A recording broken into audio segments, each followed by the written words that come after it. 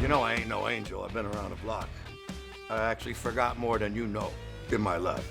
You know, that's totally a Pacino thing. I forgot more than you know in my life.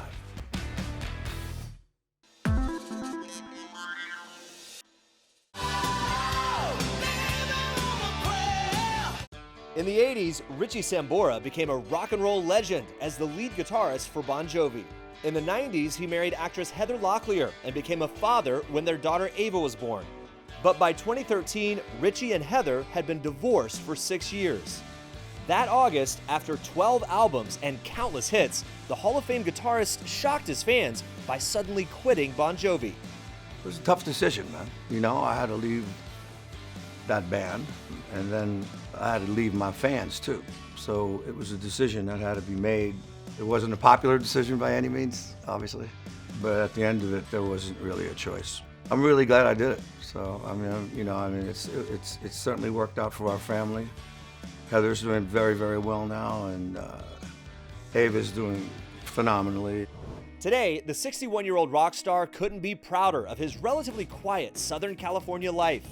First of all, I love being a dad more than anything else anywhere. That's number one. Number two,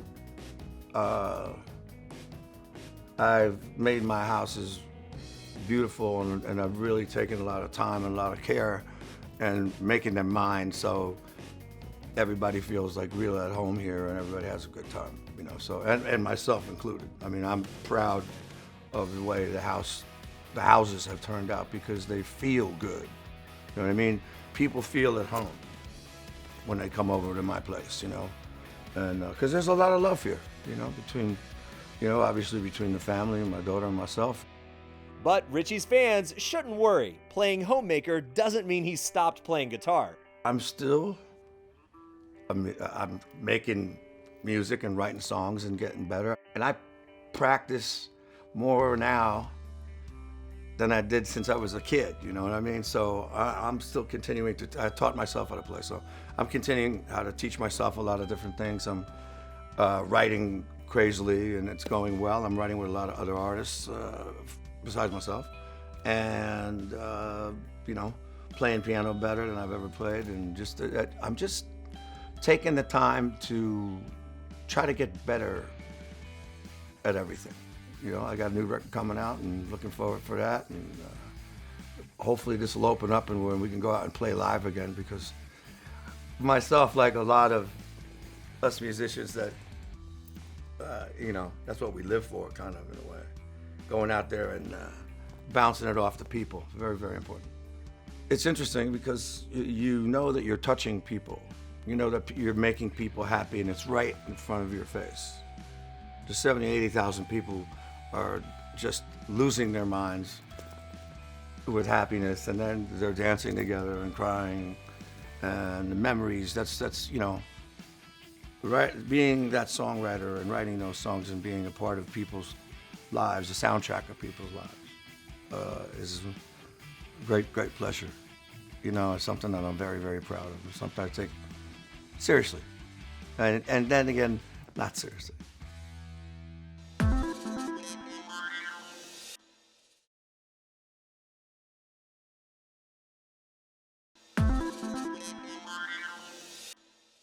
Right, I mean, beautiful there. I brought a child into this world, and I do not take it lightly. That commitment is something that, hey, you got to take care of that and communicate, talk. I think that's probably the biggest one. You know, trying to have an open forum for communication between you and your children. So I think that the communication between parent and child, and not to lead by fear. You know, you could lead by fear, or you could lead by love. Lead by love, you know, and communication. Being on the road as much as I did, I had to teach Eva how to parent herself. And where I did it, I would observe her with other children, and if she did something a little wonky or something like that, I would say, how would you feel if you were on the other end of that.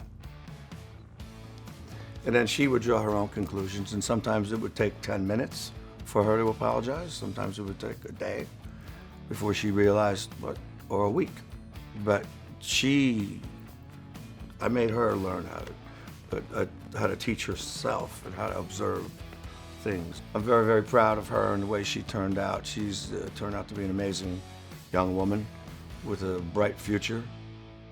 She turns me on to music because I want to keep up, so she's always turning me on to new bands, new groups, new artists and stuff like that, and it really makes a cool difference. And I actually lean on her opinion a lot, because she's here listening to all the music when we're all making it here. She obviously grew up with it, so it's intrinsically in her bones, number one. But yeah, she's singing all the time, and she plays a little guitar. She is, she's who she is. That's it. It's like, and that's very, very, very good. She's, she's a great friend, obviously a great daughter, great granddaughter, and she's just dedicated to being a good person. And she is, and she's fun and smart. When she was a kid, I said to myself, all right, well, she has my gregarious nature and Heather's good looks. We're in trouble. That should be a lot of fun. We navigated it very well. Yes.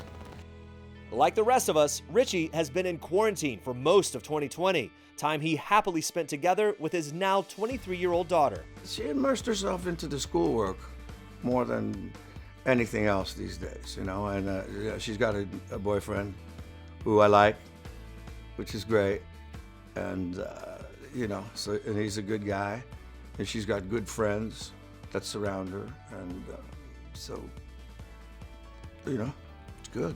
I'm lucky enough to have an amazing relationship with my daughter.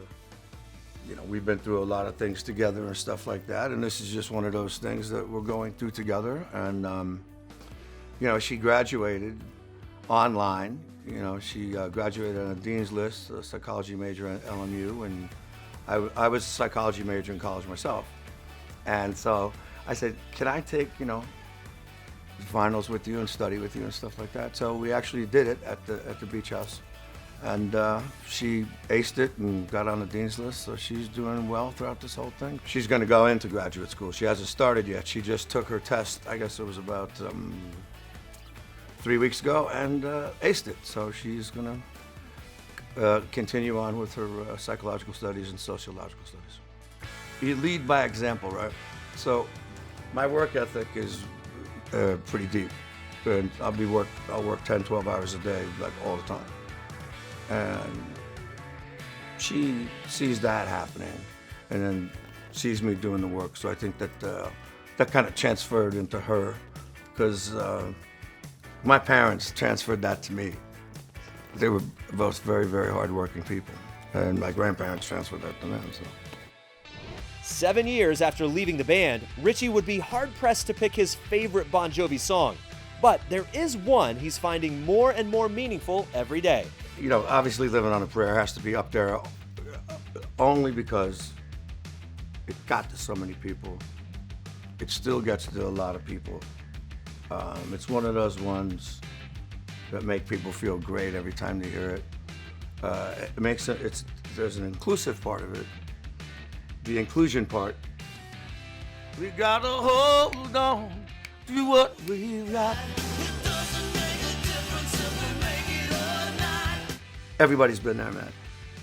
We all been there. There was everybody struggling at one point to make ends meet. And damn, if that song ain't relevant now, huh? So you never know when you do stuff like that, how it's gonna affect people. And then later on in life, it comes around and, whew, hey, I need that song. It's a pleasure for a guy like me to offer it to people. Because once you write it, it's not your song anymore. It's everybody else's song, too. So it's really not my song. It's something that I came up with or whatever, and then it became everybody's anthem. Still is.